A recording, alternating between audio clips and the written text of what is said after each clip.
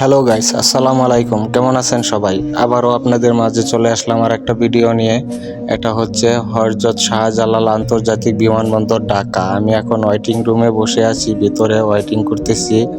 আমার ইমিগ্রেশন শেষ, boarding pass হয়ে গেছে। আর এই যে যাত্রীগুলো আসতেছে, ওরা কিন্তু সৌদি আরব থেকে আসছে উমরা হজ পালন করে। আল্লাহ ওদের উমরা হজ কবুল করুক এবং সবাইকে উমরা হজ করার মতন তৌফিক দান করুক। কারণ আমার এটা হচ্ছে লাস্ট চেকিং। এই চেকিংটা শেষ করে আমি বিমানে উঠে যাব। আর আগেও আরও 2টা চেকিং অলরেডি হয়ে গেছে, এটা হচ্ছে লাস্ট চেকিং। এখানে বোর্ডিং পাসগুলো চেক করবে, চেক করে ভেতরে যাব। আর ভেতরে সিঁড়িতে যাইতে হয়, এই যে সিঁড়িতে উঠলাম, যাইতেছি। আর বাহিরের দৃশ্যটা ঠিক এরকম দেখতে, ভিতর থেকে অনেক বিমান আছে। আর আমি যে বিমানটাকে আসছি এটা হচ্ছে কাতার এয়ারলাইন্স, ওটা অনেক বড় বিমান। তো এই যে আমি ভিতরে যাচ্ছি।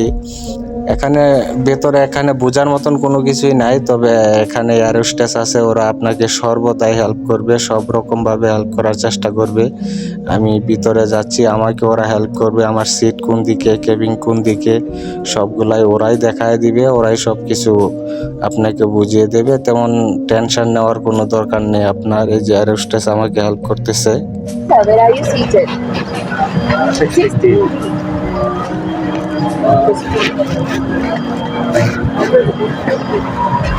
Excuse me, sir. Please proceed ahead. Yeah. 15J. Sir, this center one. Yes, center. তো গাইজ, দেখতেই পারতেছেন ওরা কিন্তু সবাইকে সর্বদাই হেল্প করার চেষ্টা করতেছে। আপনাকে অনেক সুন্দর করে ডাকবে, ওদের মানে যে একটা মুখের যে একটা মধুর করে ডাক দিবে আপনাকে স্যার বলে, এত সুন্দর করে, মানে অনেক ওদের ব্যবহারগুলো অনেক ভালো।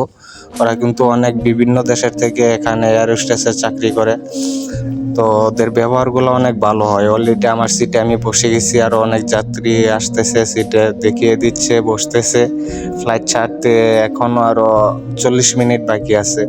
40 মিনিট পর্যন্ত ওরা ওদের ফর্মালিটিস পুরা করবে, ল্যাগেজগুলা জায়গা মতন উপরে রাখবে, আপনার সিট কোন দিকে ওইটা দেখায় দিবে। কেউ যদি ওয়াশরুমে যেতে চায় ওয়াশরুমে দেখায় দিবে। যারা নতুন তাদের জন্য কিন্তু সমস্যা, আর যারা পুরান তাদের জন্য কোনো সমস্যা নেই। তো আমি তো যাইতেছি ওয়াশরুমে, তো চলুন আপনাদেরকেও দেখাই ওয়াশরুমের সিস্টেমটা। যারা নতুন তাদের অনেক কাজে আসবে। প্রথমে কিন্তু আপনি ওয়াশরুমের যে লকটা আছে এটা লাগাতে অবশ্যই ভুলবেন না। আর এটা লাগানো বা খোলা এটা কিন্তু নতুনদের জন্য অনেকটাই ক্রিটিক্যাল থাকে, ওরা বুঝতেই পারবে না কিভাবে খুলতে হয়, লাগাইতে হয়। বা ওয়াশরুমের যে একটা সিস্টেম, অনেক কিছু কিন্তু টাচ সিস্টেম আছে।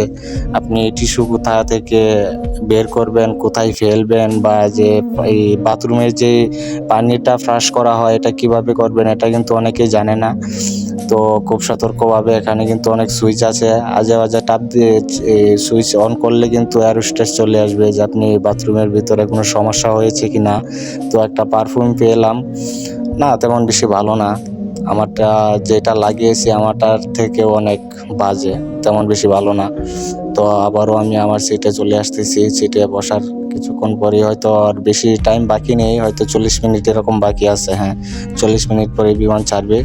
আর এখানে কিন্তু প্রথমে আমাদেরকে চকলেট দিয়ে শুরু করতেছে, স্বাগতম ভাবে চকলেট দিয়ে শুরু করতেছে। এরপরে সব রকমের বিভিন্ন ধরনের খাবার আসবে। আর আপনি যখন যেটা চাবেন, চা, কফি, পানি, ওদেরকে ডাক দিলেই তখন সেটা আপনাকে দিয়ে যাবে। আর এখন কিন্তু অলরেডি এয়ার হোস্টেসে খাবার নিয়ে আসছে, খাবারের সাথে জুস আছে, পানি আছে, হ্যাঁ দুধ আছে, পেপসি, 7 আপ, অনেক ড্রিঙ্ক আছে, বিয়ার আছে। আপনি যখন যেটা চাবেন তখন সেটাই পাবেন। সো এখানেই শেষ এয়ারপোর্ট এবং বিমানের ভিডিও। আগামী ভিডিওতে দেখা হবে কাতারে ইনশাআল্লাহ। অলরেডি কিন্তু আমি কাতারে চলে আসছি, স্বপ্নের প্রবাস বিদেশ। এটা হচ্ছে কাতারের দৃশ্য। আমি অলরেডি কাতারে আসছি। ভিডিওটা কেমন লাগছে অবশ্যই কমেন্ট করে জানাবেন। ভালো লাগলে অবশ্যই লাইক, কমেন্ট, ফলো, শেয়ার করবেন।